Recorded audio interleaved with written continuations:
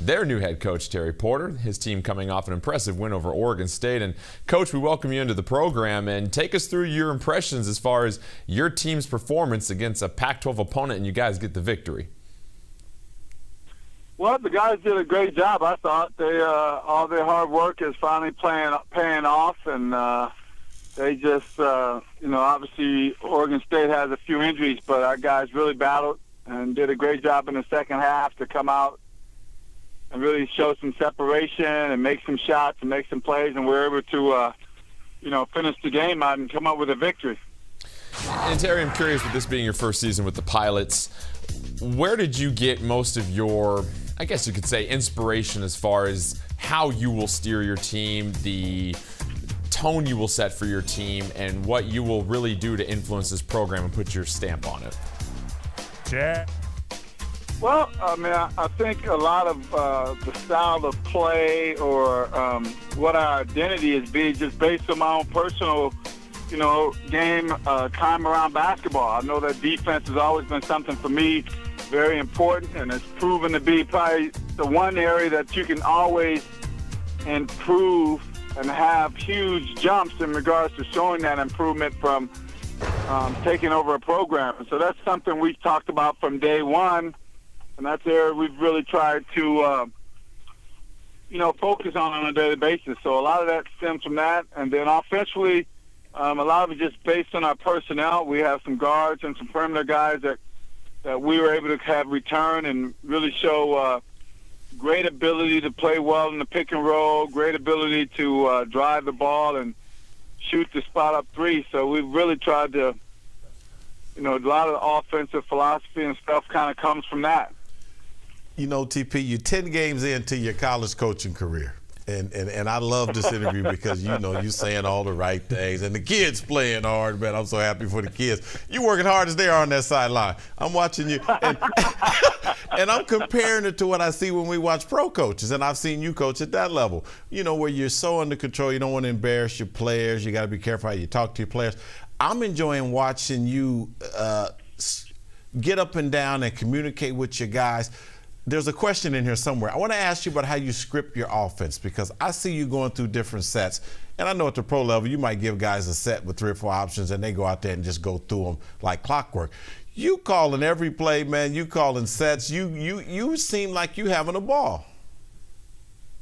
Mike, it's been great. It's obviously the ability to teach and be around these young kids who have so much excitement, and just for them to learn, because none of us really learn. A lot of the stuff I'm trying to teach and my staff is trying to teach has more NBA kind of rhythm and flow to it than a normal college situation. So they're excited about learning that, but also they've been, just from day one, they've been so open to learn the style, and it's been great to see them have the type of success, because like anything, you can teach whatever you want, but if you don't have success, it's always going to come under question. So we've been able to have some success, and they continue to buy into what we talk about. And it's a lot about trying to have movement and then trying to get the ball in our guys' hands who I know can make plays for the rest of the guys on the floor. So, TP, you've had in 10 games, you started with a 3-game winning streak, and I think you dropped 3 out of 4. And now you've had a couple of really solid wins and a big win over Oregon State. How do you address your team in terms of confidence / overconfidence? Well, I think we're at the point now where we've had a conversation today about being overconfident and learning how to deal with success. And I just used the last 3 games, in particular one game at home, Rio Grande, we were down by 14 and we came back and won. And then another game, South Dakota, we were up by 14 and came back and won. So those are great games to take a lot from in regards to teaching moments. And then obviously the Oregon State game, a Pac-12 opponent who, we had a chance to even game at halftime, and we talked about their ability to close games. And they came out in the second half and had a great focus on how we should go about trying to make plays and trying to help each other get quality shots on each possession. Terry, I had the luxury of playing for my dad in college, and growing up as a coach's kid, you learn that certain seasons there are just consistent things that a coach is trying to teach over and over and over again. And I don't mean that in a negative sense, but when you look at your team, what's the consistent message as far as on-court instruction you're trying to give them that you really want to see them have a great grasp of by the end of the season? Well, first I would say defensively, it's about trusting that when we have a breakdown, because you know you're going to have one, that the next man is going to be there to help you. That's probably the simplest way I can put it.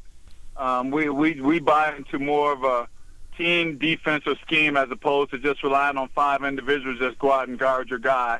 And then defensively, offensively, it's about sharing the basketball and trying to make your teammate better and make an extra pass. And so we have guys that are very good in regards to their ability to be willing passers, and it's been great and enjoy to watch these kids really embrace that style of play at both ends of the floor and have this early success.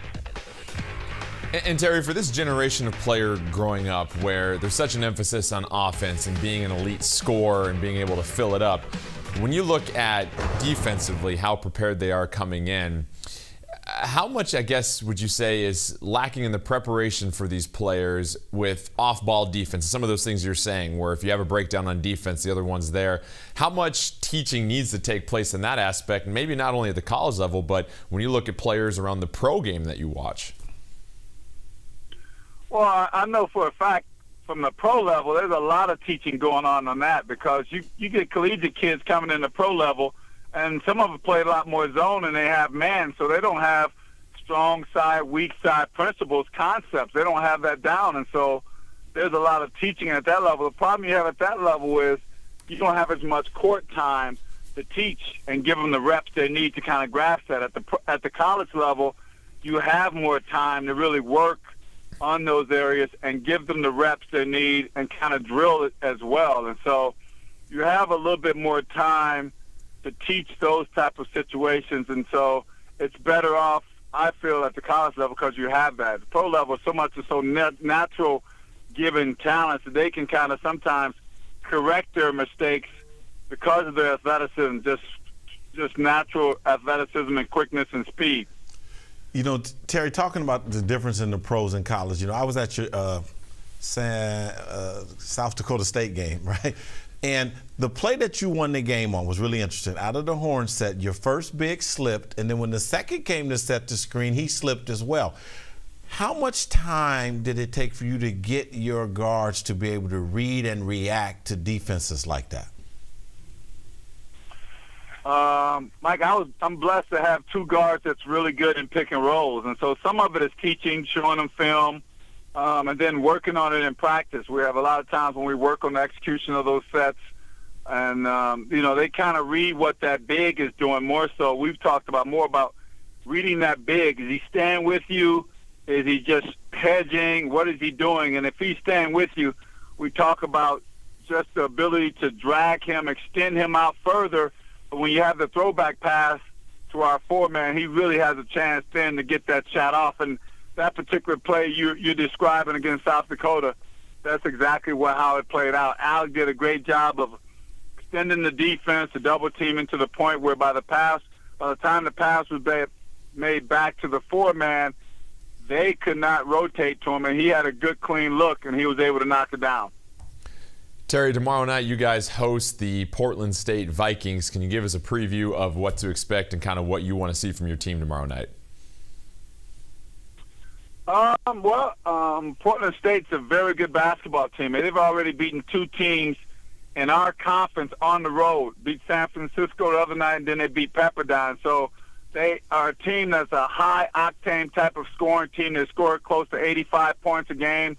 A lot of skilled guys they have that can beat you off the bounce, and they have 5 or 6 double-digit scores. So for us, we got to execute our stuff really well, and we got to defend really well in transition and also in the half court. And that's going to be a challenge for us, and we look forward to it. Obviously, a chance to come back home and play in front of our home crowd after a successful weekend at playing at Motor Center to be able to go back home now and have our fan base behind us. We're looking forward to that game.